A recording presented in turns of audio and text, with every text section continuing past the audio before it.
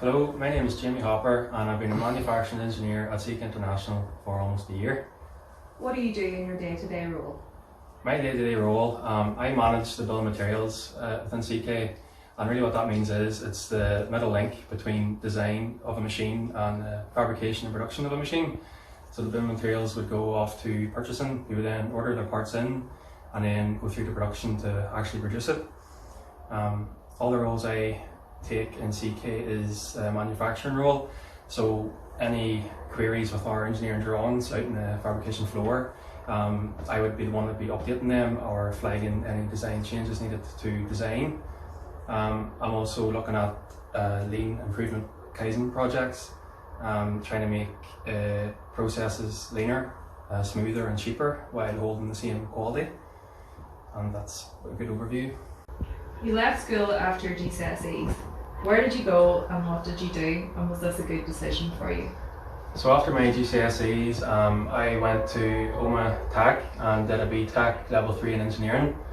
After that, I then did a foundation degree in engineering with automotive specialisms.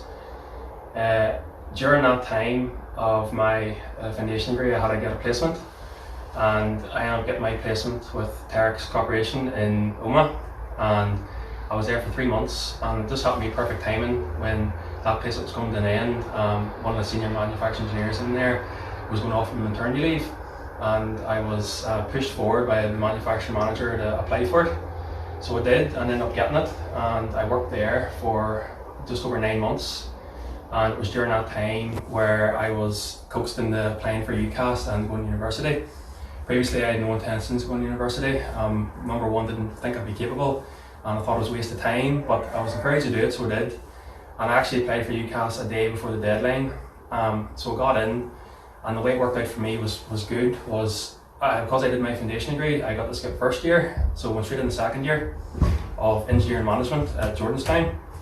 And then because I worked at Terex for almost a year, I got to skip placement. So I only had to do second year and final year to get a bachelor's degree, which I just graduated there in December, January time. And now I'm working at CK International. I got a job very shortly after I stopped uni, and yeah. What advice would you give to schools to encourage pupils to take this route? The advice I would give to schools, speaking from my own experience, is to have more practical activities within classes. I did a couple of engineering modules at school that were a lot theory based, and I just thought if there was more sort of practical experiments you could do, it would really help stem the interest a bit further and might encourage people to take engineering itself a bit further in the future. Are there opportunities within manufacturing and engineering to progress? Absolutely. Working in a small company like CK, you're pushed into a lot of different roles. There's quite a few people in here who maybe started off as placement and worked their way right up to the top. There's a guy in here who worked in placement and got an engineer manager, and there's a lot more examples I could give. So having that there to focus on is good. What advice would you give to students receiving results this week? The advice I give to students this week is not to panic if they don't get the results they wanted. There's alternative routes you can take to get the grades. There's a lot of side courses you can do in individual studying to get the place where you want to be. So the likes of me doing engineering, I didn't even do physics or higher level maths at GCSE, never mind A level, and I still got the position I'm in where I was able to go to university and do my own individual studying and learn all about the maths and the equations, and I pulled through. So if you're in that situation where you haven't maybe done particular subjects that you think you should have done, don't worry, there's ways around it. That's the advice I give.